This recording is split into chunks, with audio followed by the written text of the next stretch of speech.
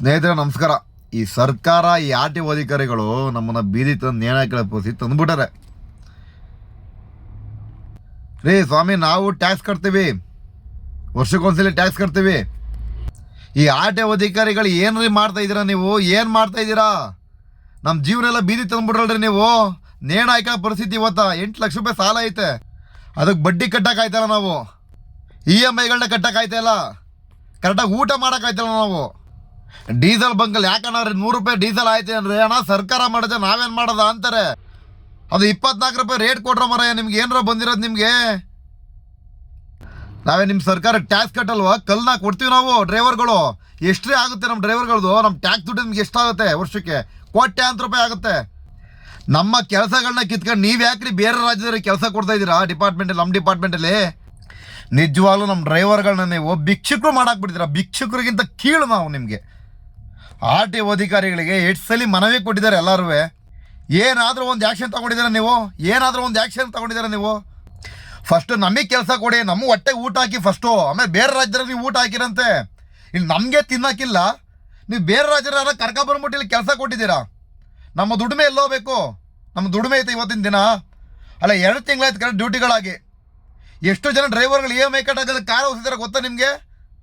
ನಿಮಗೇನೋ government ಕೆಲಸ, government ಸಂಬಳ ಬರುತ್ತೆ. ನಾವು ಬೆಳಗ್ಗೆ 5 ಗಂಟೆಯಿಂದ ಸಂಜೆ 10 ಗಂಟೆ ಗಂಟು ಟ್ರಾಫಿಕಲ್ಲಿ ಸಾಯ್ಬೇಕಲ್ಲ ಸ್ವಾಮಿ.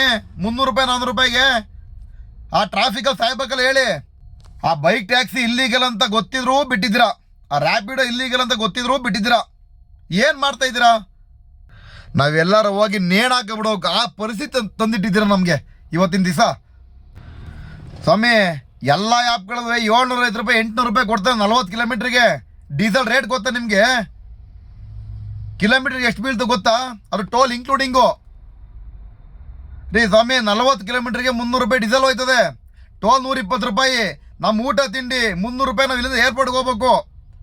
ಅದೆಲ್ಲ ಕಲೀರಿ ನೀವು. ಆ ಕಡೆಯಿಂದ ಕೊಡ್ತಾರೆ 600 ರೂಪಾಯಿ 700 ರೂಪಾಯಿ.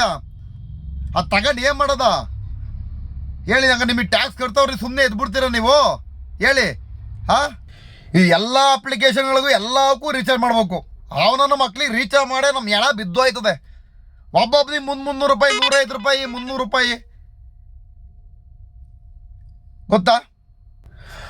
ನಮ್ಮ ಸಂಘಟನೆಲ್ಲ ರಾಮಲಿಂಗಾರೆಡ್ಡಿ ಸ್ವಾಮಿಗಳಿಗೆ ಹೇಳಿ ಹೇಳಿ ಹೇಳಿ ಹೇಳಿ ಸಾಕಾಗೋಯ್ತು. ಈಗ ಬಂದರೆ ಸಚಿವರಾರವೇ ಸ್ವಲ್ಪ ಎಚ್ಚೆತ್ಕೊಂಡು ನಮ್ಮ ಕಡೆ ಸ್ವಲ್ಪ ಮಾನವೀಯತೆ ತೋರಿಸಿ, ನಮ್ಮ ಕಡೆ ಸ್ವಲ್ಪ ಅನುಕಂಪ ತೋರಿಸಿ. ನಮಗೂ ತಂದೆ ತಾಯಿ ಇದ್ದಾರೆ, ನಮಗೂ ಫ್ಯಾಮಿಲಿ ಇದೆ, ಎಲ್ಲ ಡ್ರೈವರ್ಗಳು ಫ್ಯಾಮಿಲಿ ಇದೆ. ನಾವು ದುಡಿತಾರೋ ಫ್ಯಾಮಿಲಿಗೆ ಏನೋ ಹೊಟ್ಟೆಗೆ ಅನ್ನ ಸಿಗಲಿ ಅಂತ. ನಾವೇನೋ ಲೈಫಲ್ಲಿ ಸೆಟ್ಲ್ ಆಗೋಣ ಅಂತ ಬಂದಿರೋದಿಲ್ಲ. ಎಲ್ಲಾನು ಮಾರ್ಕೊಂಡು ಸಾಲ ಮಾಡ್ಕೊಂಡು ಊರಿಗೆ ಹೋಗೋಕ್ಕಲ್ಲ. ಇಲ್ಲಿ ಯಾವನ್ ಹೆಂಗನಾದ್ರೂ ಸಾಯ್ಲಿ, ನೀವು ಚೆನ್ನಾಗಿರ್ಬೇಕು ಒಟ್ಟಿಗೆ. ನಮ್ಮ ಮನೆಗಳ ಹಾಳು ಬಿದ್ದು ಹೋಗ್ಲಿ ಅಲ್ವಾ? ಏನಪ್ಪ ನಮಗೊಂದು ಅರ್ಥ ಆಯ್ತಲ್ಲ, ನಿಜವಾಗ್ಲೂ ಗೊತ್ತಾಯ್ತಲ್ಲ ನಮಗೆ.